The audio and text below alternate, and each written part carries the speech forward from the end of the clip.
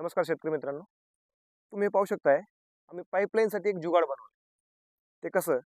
तर याच्या खाली 3 इंचचं पाईपलाईन गेलेली आहे आणि त्याला आम्ही कॉक बसवलेला आहे. त्या कॉकला फिरवण्यासाठी हा एक जॉब बनवलेला आहे. आम्ही याला पाना म्हणतो. तर या कॉकसाठी पूर्वी काय करावं लागायचं, की 2 एल्बो इकडनं आणि 2 एल्बो इकडनं वरती घेऊन याला कॉक सिस्टम इथं करावं लागायची.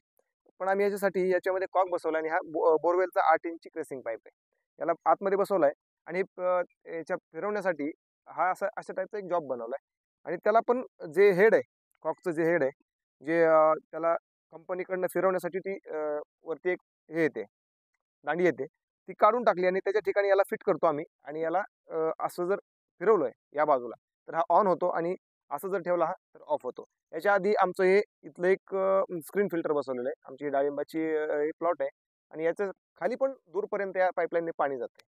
तर याला पूर्ण ऑपरेट करण्यासाठी, याला पूर्ण चालवण्यासाठी फक्त ह्या एवढ्या गोष्टीची गरज लागते आणि हा 8 इंचचा एक क्रेसिंग पाईप लागतोय. तर त्याच्यासाठी माती, याच्यामध्ये माती वगैरे जाऊ नये किंवा बाजूचे खडे वगैरे जाऊ नये, त्यामुळे हा थोडासा वरती ठेवायचा आहे आणि याला उत्तम प्रकारे याचं काम आहे. आम्ही संपूर्ण माझ्या शेतामध्ये ज्या पाईपलाईन्स जिथे-जिथे आहेत, त्याच्यामध्ये ह्या अशा प्रकारचे आम्ही जुगाड बनवलेले आहे. धन्यवाद मित्रांनो.